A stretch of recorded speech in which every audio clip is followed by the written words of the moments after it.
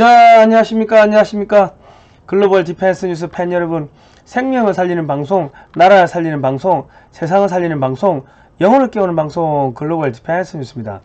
자, 이번 시간은요, 조지 소로스가 세계적인 투자자죠. 투자의 귀재죠. 조지 소로스가 중국 붕괴를 경고했다. 중국 부동산이 붕괴될 거야, 뭐 그런 이야기를 했는데, 실제로 중국 부동산이 지금 반토막 났답니다. 그리고 국민들에게 부동산을 강매하고 있다. 오늘 뭐 이런 이야기를 해보도록 하겠습니다. 자, 이 내용은요, 성상훈의 국내외 정세 분석과 글로벌 디펜스 뉴스 양쪽 채널에 올려드리겠습니다. 양쪽 다 가셔가지고 좋아요, 구독 신청, 알람 등록, 종 모양 클릭하시면 되고요. 저희가 영상이 안 올라오면은 차단됐구나 생각하시고 비상 채널로 가시면 됩니다. 제목을 클릭하시고 2번 비상 대피소를 클릭하시면 돼요. 자, 이번에 보니까 조지 소로스가 이 중국의 부동산 거품 후 경제위기 직면할 거다, 이런 이야기입니다. 이게 세계적인 투자자입니다. 이 사람 재산이 몇백조라고 하니까 몇백조, 몇천조, 뭐 하여튼 어마어마하게 갖고 있는데, 이 사람이 한 이야기가 있어요. 부동산 개발업자에 따른 채무 불이행과 땅값 하락으로 산업이 타격을 받고 있으며, 이거 중국 이야기입니다. 중국 시진핑 주석이 산업 신뢰를 회복하지 못할 수도 있다, 이런 이야기를 올 초에 1월달에 했습니다. 1월달에 이 어느 대학교에 가가지고, 이게 어느 대학이죠? 어느 대학에 가가지고 이런 이야기를 했어요. 스탠포드 대학인가? 뭐 그렇습니다. 364조 원의 그 부채 리스크가 있는데, 이 흥다그룹을 이 어떻게 할 거냐, 아마 이것 때문에 이렇게 아예 무너지지 않겠냐, 뭐 이런 이야기를 했어요. 그리고 중국의 부동산 부모 지방정부에 혜택을 주고 국민들이 저축한 돈의 대부분을 부동산에 투자하도록 장려하는 지속 불가능한 모델에 기반을 두고 있다. 중국 당국이 위기를 어떻게 처리할지 지켜봐야 하며, 사람들의 신뢰가 흔들렸기 때문에 처리를 오랫동안 미뤘을 수도 있다. 부동산 가격 하락은 부동산에 저축의 대부분을 투자한 많은 사람들을 시진핑에 반감을 가지게 만들 것이다. 현재 상황이 낙관적이지 않아 보인다, 이런 이야기를 올 초에 했습니다. 중국은 부동산이 어떻게 되냐면, 중국의 세금 있죠.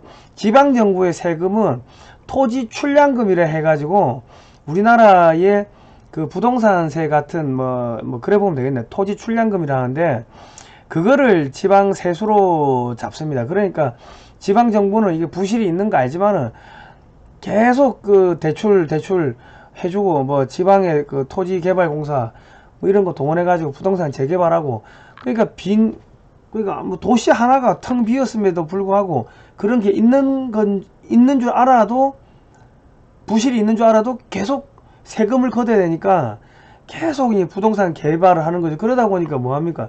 이 농사를 지어야 될 땅을 다 갈아엎고서 부동산을, 아파트를 지었는데 아파트는 안 팔리지. 그러니까 어찌합니까? 부동산 부실 되지. 그리고 은행 부실 되지. 그리고 식량 부족하지. 그렇게 되는 겁니다. 제가 2009년도인가 2010년도에 중국 정부 지원으로 중국의 비즈니스 스쿨 그런 데를 갔습니다. 산동반도에 위하인가 거기에 노동대학에 있는데, 거기에 비즈니스 스쿨이 있어가지고 갔는데, 거기서 공부를 하다가 상해하고 주변을 이제 좀 돌아보러 갔어요. 친구들하고 갔는데, 상해 그 당시에 벌써 거의 공실률이 50%가 넘어가더라고. 아파트가 몇십 층짜리 빌딩이 있으면 거기에 절반이 채 안 찬다, 그런 이야기를 그 당시에 상공회의소, 그러니까 한인 상공회의소라고 해야 됩니까? 사장님들 모여있는 거기를 방문을 하러 가니까, 거기서 브리핑을 해주면서 여기에 부동산이 지금 공실률이 50%가 넘었다, 그런 이야기를 그때 했어요. 벌써 그게 2009년 2010년이면은 벌써 12년 됐죠. 그러면서 그분들이 이거 터진다 했는데, 덩어리가 크니까는 터지는 것도 시간이 걸렸다. 자, 공동 부유에 멈춘 중국 부동산 시장 상반기 매출이 반토막 났다. 그러니까 어떻게 되냐면, 중국 공산당이 국민들에게 부동산을 강매하고 있습니다. 야, 재산이 있는데 집을 안 산 사람 면담을 하겠다. 이 뭐예요? 찾아가서 어떻게 두들겨 패겠다는 건지, 벌금을 때리겠다는 건지, 뭐 잡아가겠다는 건지 모르겠습니다. 면담을 한대. 그 가족한테 부동산 한 명이 부동산을 사면은 가족한테 대출을 다 준다는 거. 5명한테 5명, 6명 이 부동산 하나 사는데 돈을 대출을 받게끔 해주는데, 문제는 부동산 가격이 떨어지면 5명 다 알거지 되는 거죠. 그냥 가족을 그냥 알거지를 만드는 거예요. 그리고 농산물도 키로당 얼마씩 해가지고 이걸 담보로 또 부동산 대출을 해준다. 그러면 어찌 됩니까? 그 농민들은 부동산 그거 쓸모도 없는 그 깡통 그냥 농사 짓는데 좋은 부동산이 뭐 필요합니까? 그냥 깡통 부동산 가지고 자기 식량도 없고 그래야 되는 겁니다. 그러니까 이제 식량도 이런 식으로 해가지고 그 중국 공산당이 빼앗고 재산도 빼앗고 국민들한테 그냥 떠넘기고 빼앗는다. 그러니까 사람들이 중국 떠나고 싶다. 중국 인터넷 최고의 인기 단어가 도망이라고 하면 도망. 자, 그리고 뭐 전염병, 뭐 제로 전염병 제로 이러면서 중국 전역을 봉쇄를 해버리니까 중국 상하이가 2달 넘게 봉쇄됐죠. 마이너스 13.7%. 베이징 장수성 등도 전부 마이너스다. 근데 마이너스를 다 더하는데 어떻게 플러스 0.4%가 되는지는 모르겠습니다. 이 참 중국의 경제학은 신비합니다. 신비롭죠. 그리고 중국의 부자들 외국 기업들이 전부 탈중국하고 있다. 그리고 사람들이 겁을 먹으니까 돈을 안 써. 돈을 안 쓰니까 돈맥경화, 돈이 안 돌아요. 그러니까 어떻게 돼요? 실물 경제가 붕괴하는 거죠. 중소기업 망하는 거고 자영업자 망하는 거고 돈을 안 쓰니까 사람들이 언제 어떻게 될지 모르니까. 그리고 중국 공무원들도 시진핑 편에 줄 서야 될지 리커창 편에 줄 서야 될지 모르고 그냥 가만히 있는다. 아무것도 안 하고 있는다. 그러니까 어떻게 돼요? 그냥 망하는 거죠. 예. 그리고 지금 중국의 대학생들은 시진핑 물러가라 하야하라 계속 데모하고 있고, 자, 금리 인상, 미국의 금리 인상 앞전에도 올 초에 뭐 한 번인가 2번인가 했죠. 그리고 이제 0.7%를 한대요. 그리고 뭐 내년까지 뭐 몇 번을 더 한대. 예. 그러면 계속 금리가 올라가면 어떻게 되겠습니까? 중국의 중국 안에도 금리를 인상을 해야겠죠. 그러면은 대출금리, 부동산 대출금리 이자 올라갈 거고, 그러면 어찌 됩니까? 중소기업들 이자 올라갈 거고, 그러면 중소기업도 이전에다가 볼일 다 보고, 돈 빌린 사람들 아파트 뭐 담보대출 이전에다가 볼일 다 보고, 돈 없다, 돈 없으니까 돈 안 쓰고, 돈맥경화, 자영업, 중소업 그냥 줄도산, 쓰나미. 그리고 공장들은 계속 빠져나가고 해외로 탈출하고, 또 최근에도 또 전염병 제로 하면서 또 전국을 봉쇄했다 이런 이야기가 나오고 있습니다. 자, 중국의 석 달 새 지금 5개 은행이 예금 동결, 뱅크런, 은행 망한다는 거죠. 부동산 줄줄이 터지고, 지금 중국 허난성에서는 농촌은행인데 40만 명이 피해를 봤다. 약 한 7조 8천억인데, 지금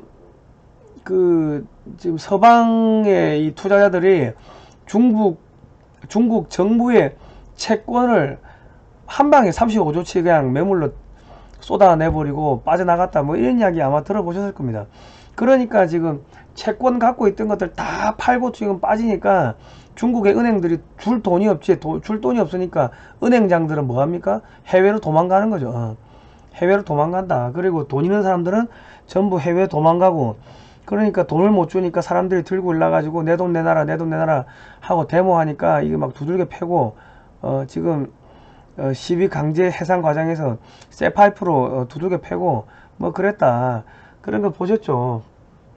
자, 허리띠 졸라매는 중국 지방정부 공무원 임금 최대 40% 삭감. 공무원 월급을 못 주는 거죠. 왜? 토지 출량금이 거쳐야 되는데 그 부동산이 망하니까 세금이 안 거치니까, 그러니까 지방정부도 이제 파산하는 애들이 나온다. 파산하는 도시들이 나온다. 그렇게 되면 어찌됩니까? 전국에 절대 빈곤층이 5억 7천만 명, 뭐 농민공까지 하면 거의 한 9억 명이 절대 빈곤층인데, 지금 우크라이나 러시아 전쟁 때문에 1대1로가 망했죠. 1대1로의 유럽 관문이 우크라이나인데 완전히 초토화돼 버린 거 아닙니까? 그러니까 거기 한 1000몇백조 쏟아부은 거 허공에 날라갔지.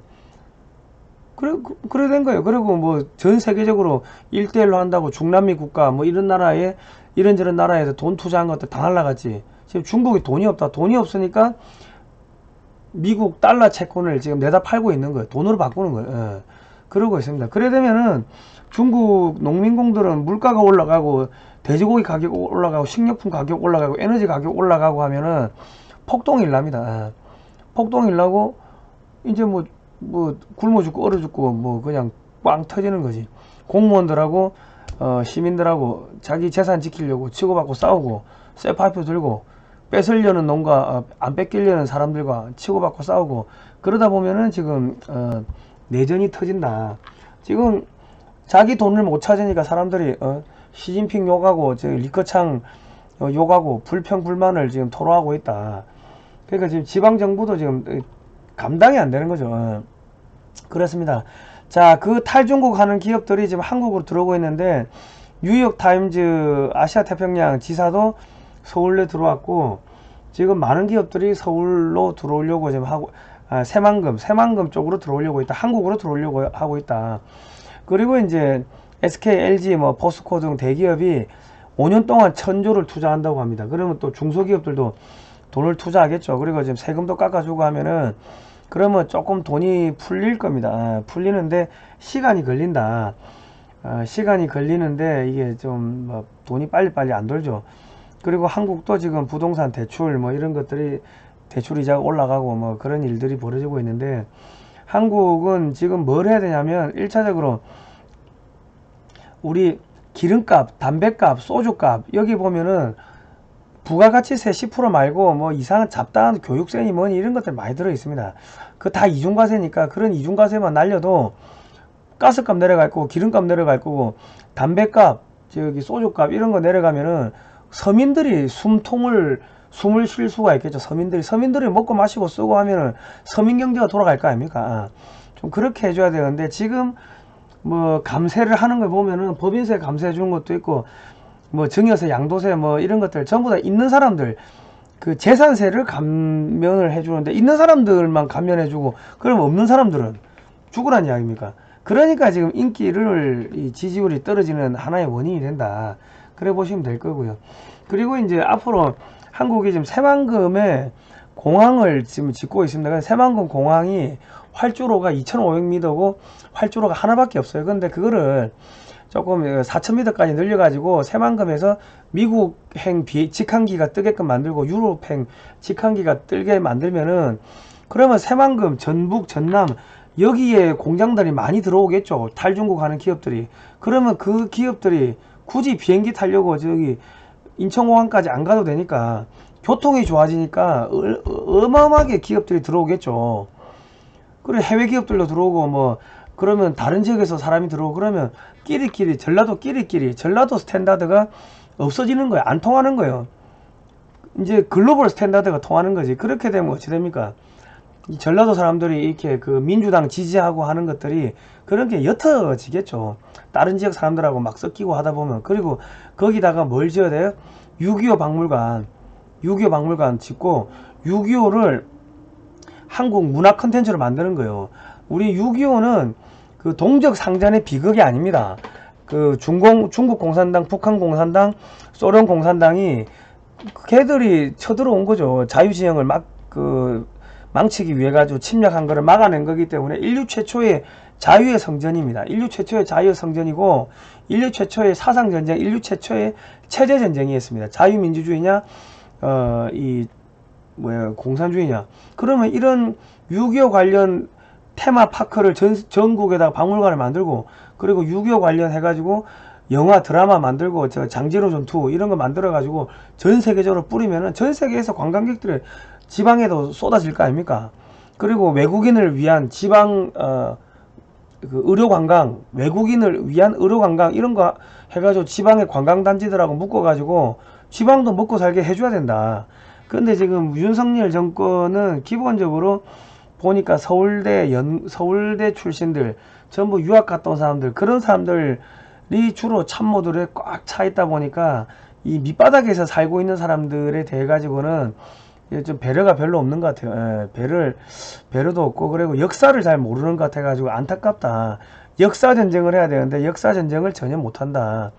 자, 한국의 경제력 군사 능력을 보시면요, 스마트 농업, 식량, 반도체, 5G, 전기전자, IT, 인터넷, OLED 패널, 차량용 배터리, 철도, 고속철도, 뭐 지하철, 수소산업, 자동차, 조선, 기계, 항공우주, 원전, 소형 모듈 원전, 각종 무기, 전차, 장갑차, 전투기, 뭐 이지스함, 잠수함, 그리고 저 해수 담수화 기술, 바이오 산업, 한미 동맹의 우방국까지 하면은 대중국 견제 한국 혼자서 다 할 수 있습니다. 4차 산업혁명에 필요한 모든 기술이 한국이 다 갖고 있기 때문에 한국만 붙잡으면 되는 거예요. 전 세계가.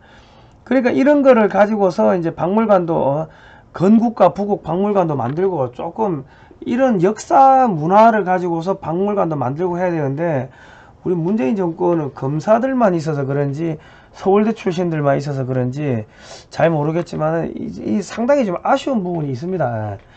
그러니까 이 문화전쟁, 역사전쟁에 대한 감각이 전혀 없다. 좀 안타까워요. 옆에서 보고 있으면. 그래서 지지율이 많이 빠지는 겁니다. 자, 한국은 핵무장, 핵잠수함 이거는 그냥 흘러가는 겁니다. 기정사실화 되고 있고 우주왕복선, 무인 우주왕복선을 만든대요. 그리고 미국하고 2016년에 한미우주협정을 맺었는데 지금 나사가 한국에 달 탐사 위성 만드는 거를 지원하고 있는데 이게 뭡니까? 우주 밖에 나갔다가 돌아오는 거. 그게 ICBM 대륙간 장거리 대륙간 탄도미사일이 우주 밖에 나갔다가 돌아오는 그 기술입니다. 그러니까 사실은 한국은 모든 기술을 다 가지고 있다. 그러니까 오래 버티면은 중국을 이긴다. 그러니까 지금 영국이 새만금에다가 좀 이 방산업체들이 공장 부지를 지금 내고 있습니다. 자, 오늘 이런 이야기 아직 힘나시죠? 한국은 오래 버티고 있으면 이깁니다. 여러분, 국민 여러분, 겁먹지 마시고 두려워하지 마시고요. 우리 저 근면성실하게 다시 일하고 정상적으로 돌아가 가지고 오래 잘 버티시죠. 자, 저희가 이런 이야기 하니까 유튜브 광고를 다 빼버렸습니다. 자, 여러분, 그 1877-0248 ARS 자발적 유료 독자가 되어주시면 감사하겠습니다. 자, 오늘은 여기까지 하겠습니다. 자, 고생하셨습니다.